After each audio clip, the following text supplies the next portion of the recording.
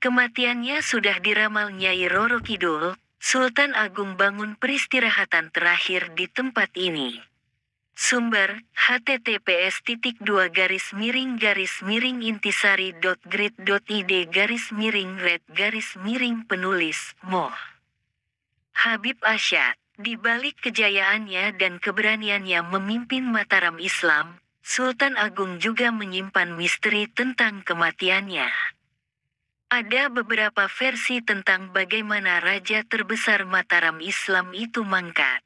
Sultan Agung adalah raja ketiga Mataram dan dianggap sebagai raja tersebar di kerajaan itu. Dia memerintah dari 1613 hingga 1645 dan berhasil menguasai hampir seluruh wilayah Jawa, Madura, dan sebagian Kalimantan, Sumatera, dan Sulawesi. Sultan Agung dikenal sebagai raja yang berani melawan penjajahan VOC di Batavia, meskipun 2 kali gagal. Lalu bagaimana akhir hayat Sultan Agung? Menurut sejarawan H.J.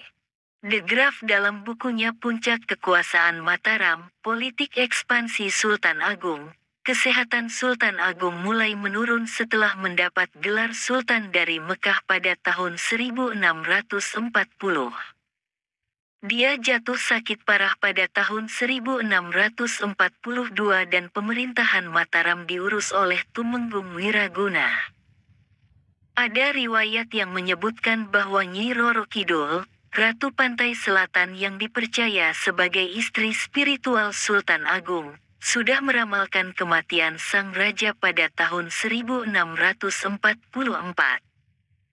Dalam ramalannya, Nyi Roro Kidul mengatakan bahwa Sultan Agung akan meninggal pada hari Jumat Wage bulan Ruwah tahun Alif 1645 dan dimakamkan di puncak Bukit Imogiri.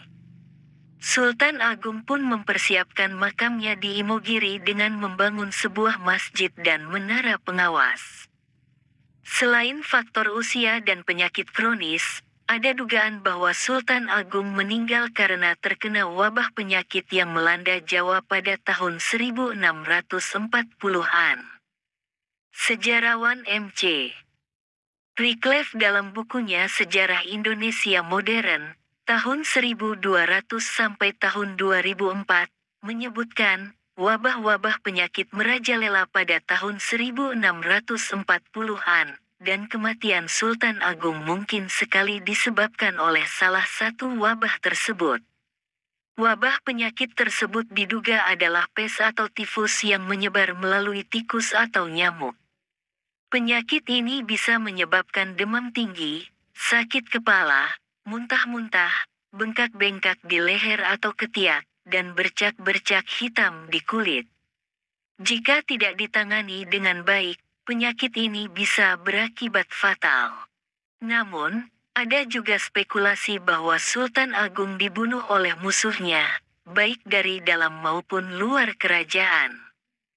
Salah satu yang dicurigai adalah Tumenggung Wiraguna yang mengambil alih pemerintahan saat Sultan Agung sakit. Ada yang mengatakan bahwa ia meracuni makanan atau minuman Sultan Agung agar bisa menggantikannya sebagai raja. Selain itu, ada juga kemungkinan bahwa Sultan Agung dibunuh oleh VOC yang ingin menghentikan perlawanan Mataram. VOC mungkin menyusupkan agen-agen rahasia atau mata-mata yang berhasil membunuh Sultan Agung dengan cara licik. Sayangnya, tidak ada bukti kuat atau saksi mata yang bisa membuktikan teori-teori tersebut. Sultan Agung meninggal dunia pada tahun 1646, kira-kira antara awal Februari dan awal April. Dia dimakamkan di kompleks makam Imogiri yang ia bangun sendiri. Makam Imogiri atau Pasarean Imogiri adalah kompleks pemakaman raja-raja Mataram Islam beserta keturunannya. Lokasinya berada di Bukit Merak yang dinamai Pajimatan Imagiri. Makam Imogiri memiliki gaya arsitektur yang merupakan perpaduan antara Hindu dan Islam dengan ciri utama bata merah yang mendominasi area makam bagian atas yang mengedepankan arsitektur Islam, abad ke-17.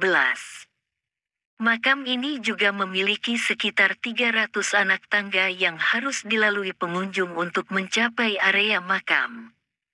Makam Imogiri menjadi saksi sejarah dari kejayaan dan kegagalan Sultan Agung dalam membangun kerajaan Mataram yang luas dan kuat.